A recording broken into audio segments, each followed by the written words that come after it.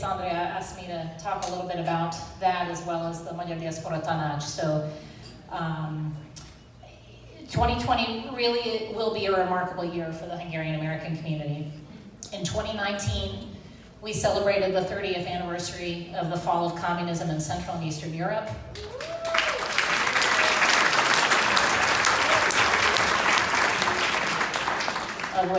In which, of course, Hungary had a starring role. In 2020, while we solemnly remember the 100th anniversary of the Treaty of Trianon, we will celebrate the Nemzeti Összetartozás éve, the year of Hungarian unity, and the Erős Magyar Közösségek éve, the year of the strong Hungarian community. And next year, in 2021, we commemorate the 65th anniversary of the 1956 revolution.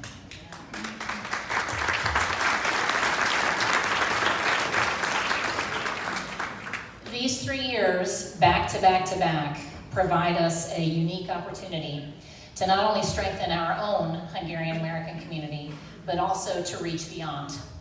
With the story of Hungary, the story of brave freedom fighters, of world-changing inventors, of rich, far-reaching culture, and of course, our precious heritage. And we share the fascinating story of Hungarian Americans, a small but mighty and impactful ethnic group that has influenced everything from the Statue of Liberty to Napa Valley wine country, to Hollywood, to Silicon Valley, to Fifth Avenue, and so much more. I am indeed honored to be here this evening to learn about your work and to celebrate the Chicago Hungarians, because as we all know, you are the driving force behind our community. Local leaders, teachers, dancers, singers, organizers, volunteers who work tirelessly to pass on our heritage.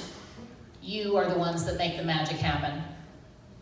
There's so many passionate, wonderful people in the room tonight. I know I've only met a handful of you so far. I hope that will change shortly. Please allow me to mention just a handful of wonderful longtime friends. States Andrea, thank you for the invitation, my dear.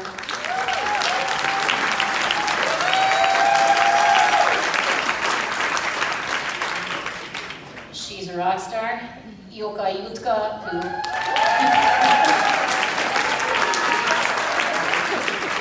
who stalked me on Facebook until I agreed to come. Bokor Erika and Magyari Józsi, congratulations again, my friends. I'm so unbelievably happy I was able to see you receive this very richly deserved honor in person. Dimitar András, I don't know where you went. There we go.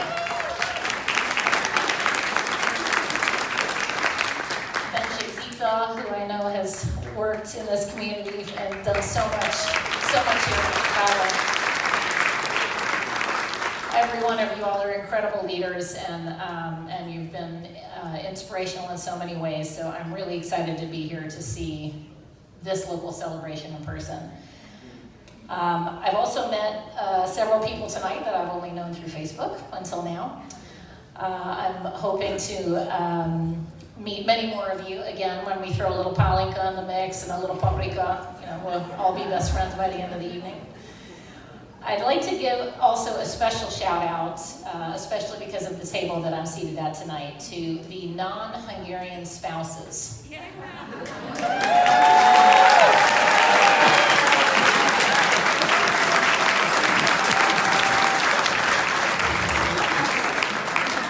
Including my sweet husband Barton, who is a Greek American, who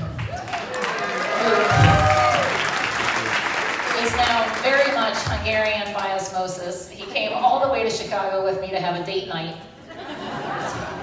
800 miles, right? But I really do think that Barton and Craig and all the rest of you non-Hungarian spouses out there are the unsung heroes of our community.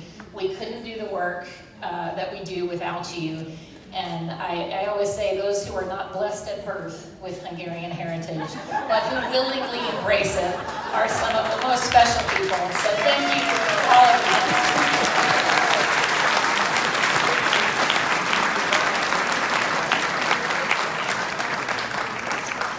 I was asked to speak for a few moments comments on the topic of the Magyar Diaspora Tanács, the Hungarian Diaspora Council.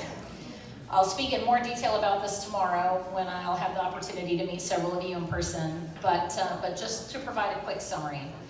The council was created 8 years ago by the Hungarian government as a way to reach out to Hungarian diaspora communities worldwide.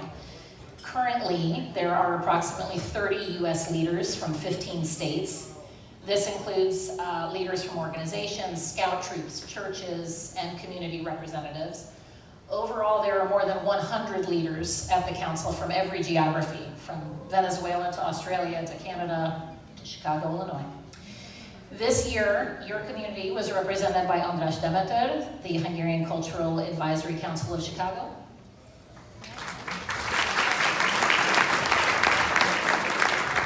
And Józsi Megyeri, representing Magyar Baráti Közösség, Hungarian Canadian Friends.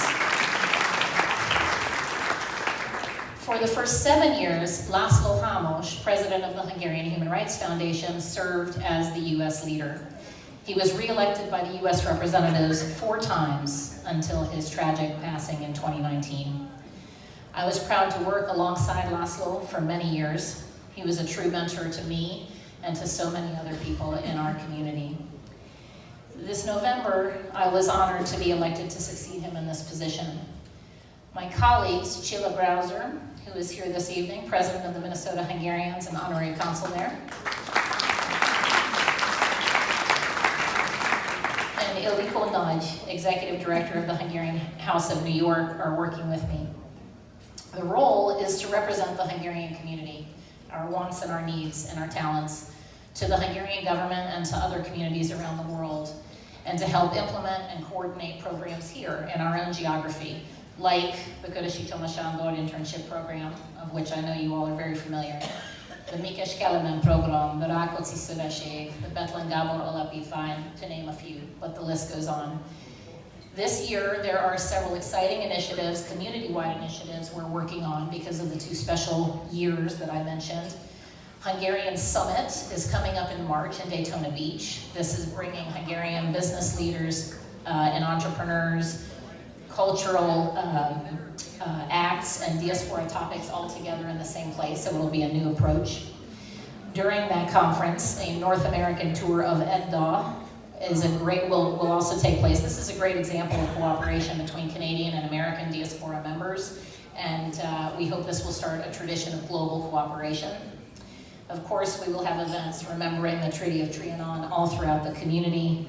We're working on a traveling multimedia exhibit, videos, musical tours, and then of course we have Itot, Jubitábor in August, and the list just goes on. So there's a lot to look out for and a lot to try to participate in. It's going to be a very, very exciting year.